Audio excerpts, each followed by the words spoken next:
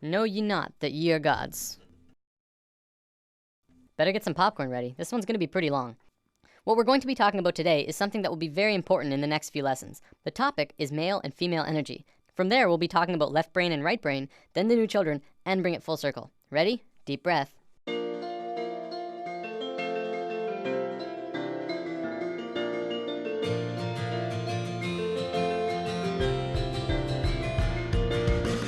A few weeks ago, we touched upon chakras and how they're at the source of what's affecting your internal systems. What we didn't talk about was the energy flowing within them. Now, there's lots of kinds of energy through and around all of us, and that'll be a future topic later on. Today, I want to talk about two specific energies that can be expressed through this image. The energy that flows here is male and female energy. Male energy is focused, and female energy is creative and random. Neither of them is greater nor weaker than the other, and both can be extremely powerful when fully manifested. Female energy is the land of unbridled possibilities, creative potential, and affecting the universe from within. Focused male energy takes direct roads from point A to point B. This energy can be as strong as a tank, accomplishing tasks and going where it needs to go with precision and without distraction. The important thing to know about this energy isn't how they move. I'm going to use some super basic sacred geometry to demonstrate this. This is the Fibonacci spiral. We're going to be talking a lot more about it when we dive into the topic. For now, all you have to know is that it starts at 1 and flows outward forever in a very specific way and is present in all life everywhere.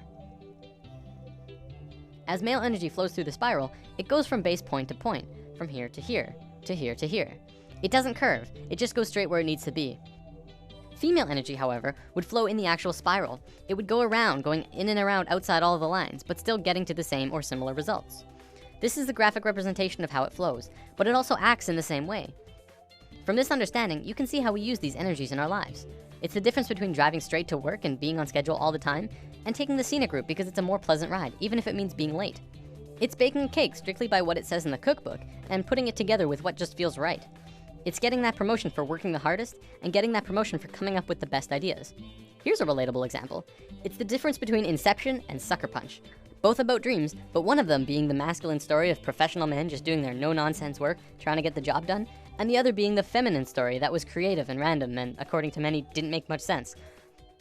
Both male and female energy, like the chakras, have their own traits. Male energy is linear, analytical, strategic, and practical. However, when male energy is constricted, it is very blundering and confrontational, and what tends to occur is not seeing all sides of a situation, or not being open to any other possibility other than the one being pursued. You can see a lot of that in today's society. Most commonly, we call it being closed-minded.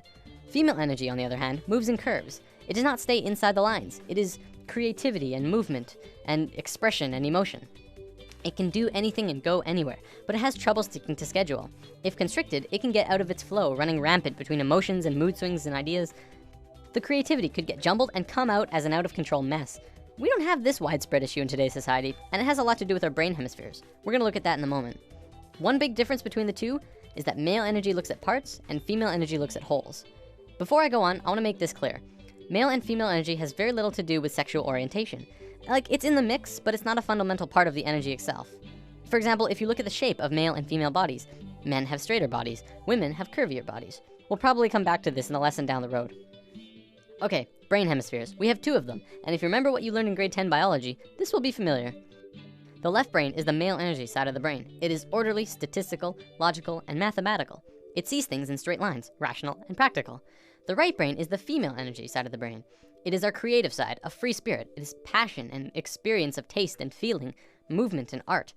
As is the same with the energy, the left brain cannot make sense out of the right brain. You cannot put feelings and expressions within boxes. They must be felt to be truly experienced. The right brain too cannot make sense about how the left brain understands things. Okay, so as a species, we are primarily left-brained. Well, incredibly left-brained. This basically means that as a species, we essentially have a male energy imbalance. There is way too much of it. It is dominant and is constricting on the female side of the brain. Now, don't get me wrong, this isn't a bad thing. In fact, it's kind of a blessing in disguise, but we have to talk about some other things first. So, there's nothing wrong with our female energy. We're just not really using it to potential. Our male energy is really messed up, and that's why we're where we are right now. By where we are, I mean the economical, political, financial, religious, nuclear, dolphin and bee killing global war crisis. After lesson 1, I touched upon how right now the world is a mess in a myriad of areas. A few people commented saying, well, study the financial crisis and study the nuclear crisis and study the political crisis. They're all completely separate issues. And this is how the male energy looks at parts. We're realizing now that it's constricting on our point of view. As a whole, All of these issues together are further proof that we don't understand how to be harmonious because our male energy is out of sync with each other and the planet. So let's look at indigo children and super psychics. There's a new type of children being born on Earth. Since sometime in the 80s, new children started appearing with different or unusual traits. Their numbers began to increase, and today, nearly 100% of all children born in North America are indigo children. So what are these traits? Let's go over a list developed by Jan Yordi, a play therapist who has been studying and working with indigo children for about 4 years now. As we go over the list, see if any of these sound like you. Maybe strong-willed, independent thinkers who prefer to do their own thing rather than comply with authority figures or parents. Have a wisdom and level of awareness and caring beyond their youthful experience. Traditional parenting and discipline strategies don't appear effective with these children. If you try and force an issue, a power struggle is the typical outcome. Energetically, indigos are vibrating at a much higher frequency, so they can get scrambled by negative energy easier. Emotionally, they can be very reactive and may have problems with anxieties, depression, or temper rages if not energetically balanced. Are creative right brain thinkers, but may struggle to learn in a traditional left brain school system. Often, indigos are diagnosed as having ADD and ADHD since they appear impulsive. This is because their brain can process information faster, and they require movement to help keep them focused. Indigos are very intuitive, often psychic, and may hear, see, or know things that seem unexplainable. Indigos may have more problems with food or environmental sensitivity since their system is more finely tuned. When their needs are not met, these children appear self-centered and demanding, although this is not their true nature. These children have incredible gifts and potential and may be shut down when not properly nurtured and accepted. So what's causing this? Well, for one, there are 2 new DNA blocks being activated within these kids. They are microcephalin and ASPM. Both of these blocks are designed to regulate brain growth, giving the kids a broader spectrum of thinking and a newer way of learning. Because of this, the average IQ of an indigo child is about 140, which is 40 to 50 points higher than the average IQ. We're just learning now that our school system's methods of teaching are becoming outdated. It's because our kids are changing. We're going to look at the broader spectrum of why this is happening in a moment. For now, let's move on to the badassery that is the super psychics. These kids are hardcore. They can do anything, literally. Some can move solid objects through walls with their minds. Some are blind, yet they can see everything around them from a myriad of different screens within their head. There are some who can look at a person and know absolutely everything about a person just from looking at them, including when they'll die.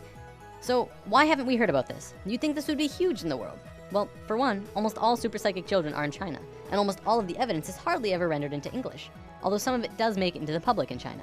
If you want to learn more about this, the book China's Super Psychics by Paul Dong and Thomas Raphael is a great starting place. Before we wrap up, we totally have to bring this video full circle. What on earth do the new children have to do with male and female energy? Isn't it obvious? Indigo children are directly connected to our species' male energy, and super psychics to our female. As we grow closer and closer to the peak of the shift, the planet itself is beginning to change. Essentially, this is happening to balance us out. On one half of the world, indigo children are being born. On the other half, super psychics. They are here to help the consciousness of the planet in an incredibly crucial time. There are way more indigo children on the planet than super psychics because it's our male energy that needs to understand. It's through the indigo children and their new way of thinking, which is affecting the consciousness of the planet, putting us back onto the harmonious path. As we just learned, to understand things, it takes 2 to tango. You cannot only understand something by reading about it. You need both sides of the brain to click. In the modern world, things like astral projection and channeling aren't really considered science. One of them is exploring different realms outside of the body, and one is communicating with beings of higher consciousness. And yet, because we can only seem to measure it from experience, it doesn't qualify to be legitimate. Because of this left brain constriction, we have lost a major part of what life is about. See, what we have is called polarity consciousness. We see everything in 2 ways, good or bad, hot and cold, right and wrong, religion and science. To once again become harmonious with each other on the planet, we have to learn to understand again from the left brain. When this happens, we can move out of polarity consciousness into unity consciousness, and that's essentially where we're going. That about wraps it up. See you next time.